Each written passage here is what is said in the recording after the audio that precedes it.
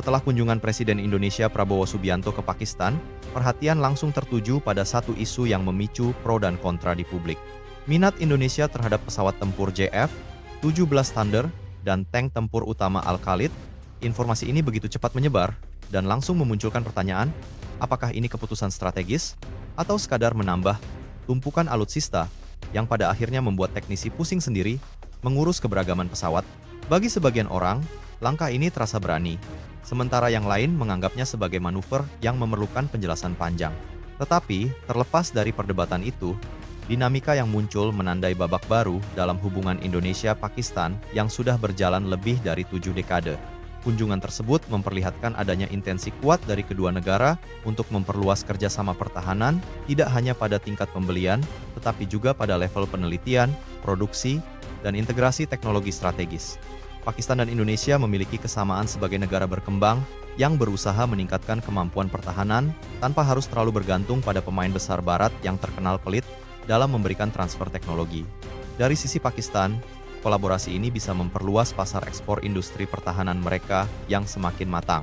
Sementara Indonesia melihat peluang besar, mendapatkan platform militer berbiaya efektif sambil mengakses pengalaman tempur yang nyata, sesuatu yang jarang ditawarkan negara pemasok dari Eropa atau Amerika. Perhatian terbesar publik jatuh pada JF-17 Thunder. Selama ini nama pesawat itu sering terdengar, tetapi banyak yang belum mengenal betul evolusinya.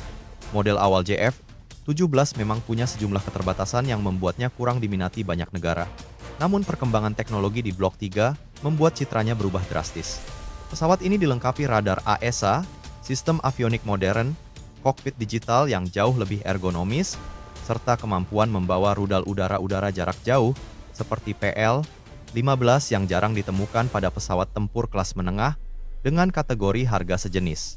Fitur-fitur ini membuat JF-17 Blok 3 melompat dari stigma pesawat budget menjadi platform generasi 4,5 yang patut diperhitungkan.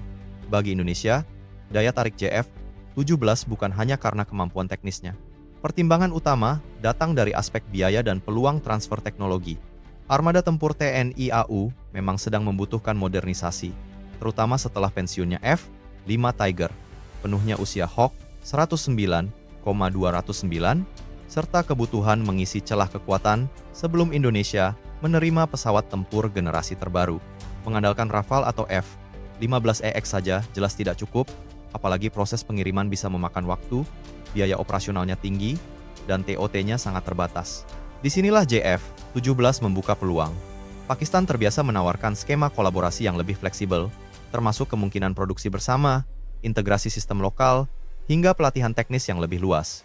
Kontroversi muncul ketika publik mengaitkan kemampuan JF-17 dengan rumor bahwa Pakistan berhasil mengakali sistem pertahanan udara S-400 India menggunakan kombinasi taktik perang elektronik dan rudal yang diluncurkan dari platform JF-17. Klaim tersebut masih diperdebatkan secara internasional, namun yang jelas, peristiwa itu benar atau tidak telah mengangkat nama JF-17 menjadi pembahasan global. Pengalaman tempur Pakistan, termasuk insiden pertempuran udara dengan India pada beberapa tahun terakhir, memberikan bukti bahwa mereka bukan negara yang hanya mengandalkan teori, tetapi memiliki catatan operasional nyata dalam menghadapi kekuatan militer besar. Selain pesawat tempur, Indonesia juga menunjukkan minat pada tank Al-Khalid. Tank ini merupakan hasil pengembangan panjang Pakistan yang didesain untuk beroperasi dalam berbagai kondisi geografis yang menantang. Ukurannya lebih ringan dibanding tank barat seperti Leopard 2, sehingga lebih lincah dan tahan terhadap lingkungan tropis serta medan yang rumit. Kemampuan fire control yang modern, serta biaya operasional yang rendah menjadi faktor menarik, terutama bagi negara seperti Indonesia yang memiliki topografi beragam, dari rawa, pegunungan, hingga hutan lebat.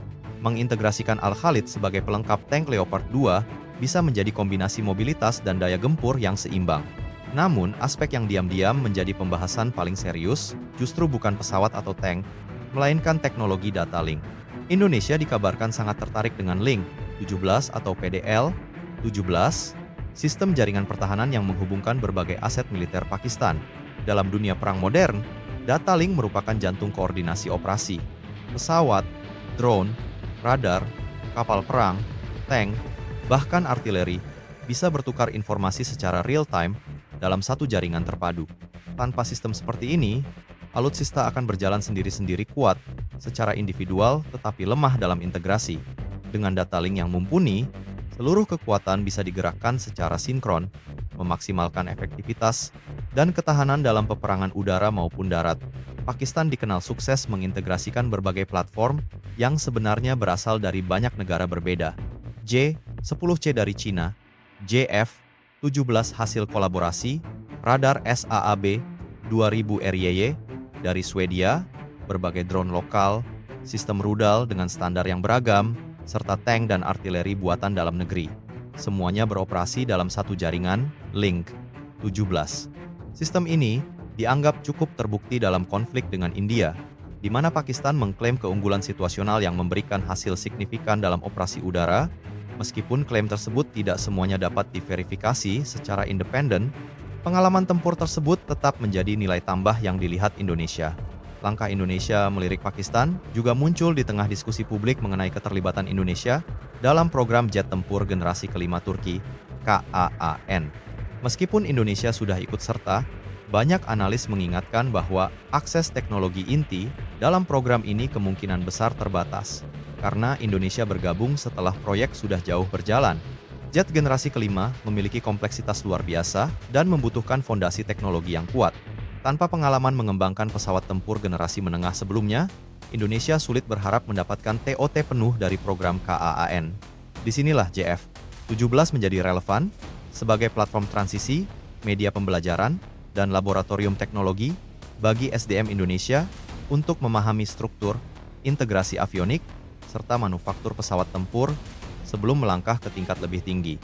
Selain itu, program generasi 5 seperti KAAN membutuhkan biaya besar dan waktu panjang sebelum siap operasional. Indonesia tidak bisa mengandalkan satu proyek saja untuk mengisi kekosongan kekuatan udara. Diperlukan pesawat kelas menengah yang bisa segera didatangkan, mudah dirawat, dan memiliki fleksibilitas tinggi dalam adaptasi sistem senjata. Dari sudut ini, JF-17 menjadi opsi yang logis, terutama jika disertai dengan peluang kolaborasi industri. Kerjasama Indonesia-Pakistan membuka ruang untuk riset dan produksi bersama yang jauh lebih luas dari sekadar pesawat dan tank. Ada peluang kolaborasi dalam pengembangan drone, sistem peperangan elektronik, mesin pesawat ringan, hingga desain kendaraan tempur untuk masa depan. Industri pertahanan kedua negara dapat saling melengkapi. Indonesia memiliki pengalaman dalam manufaktur pesawat transport, helikopter, dan kendaraan lapis baja. Pakistan memiliki pengalaman dalam produksi pesawat tempur dan tank yang telah digunakan dalam situasi tempur nyata. Menggabungkan kekuatan ini dapat mempercepat kemajuan kedua pihak, sambil mengurangi ketergantungan pada negara maju yang sering memasang syarat politik dalam setiap kerjasama pertahanan. Di sisi lain, tantangan tetap ada. Integrasi beragam alutsista memang berpotensi membingungkan teknisi, terutama jika tidak disertai standarisasi sistem perawatan dan logistik. Keberhasilan kerjasama ini membutuhkan regulasi yang solid, komitmen politik jangka panjang, serta kesediaan kedua negara untuk benar-benar membuka diri dalam hal pertukaran teknologi. Pengaruh geopolitik juga menjadi faktor sensitif. Indonesia harus pandai menjaga hubungan seimbang dengan Barat, Cina, dan negara lain agar tidak terseret dalam rivalitas besar yang bisa membatasi ruang geraknya. Meski begitu, arah yang ditunjukkan oleh pembicaraan antara Indonesia dan Pakistan memberikan sinyal positif. Kolaborasi militer bukan lagi hanya soal membeli barang, tetapi berbagi kemampuan, pengalaman, dan teknologi. Jika kerjasama ini terlaksana secara utuh, Indonesia dapat mengembangkan sistem pertahanan yang lebih mandiri, fleksibel, dan terintegrasi. Tidak menutup kemungkinan bahwa dalam jangka panjang Indonesia juga mampu membuat pesawat tempur sendiri yang benar-benar matang, bukan sekadar proyek prototipe tanpa kelanjutan. Pada akhirnya, langkah Indonesia mempertimbangkan JF-17, tank Al-Khalid, dan teknologi data link Pakistan menunjukkan adanya paradigma baru dalam strategi pertahanan. Bukan lagi mengejar gengsi dengan membeli alat super mahal, melainkan membangun ekosistem pertahanan yang realistis, terjangkau, dan memberikan manfaat jangka panjang bagi pengembangan SDM serta industri nasional. Jika kolaborasi ini berjalan dengan baik, Indonesia bisa menjadi salah satu negara berkembang dengan jaringan pertahanan terpadu paling modern di Asia Tenggara dalam satu dekade ke depan.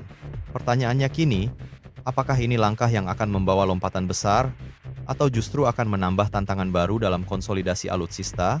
Itu akan terjawab ketika kerjasama ini benar-benar diwujudkan dan diuji dalam dinamika keamanan kawasan yang terus berubah.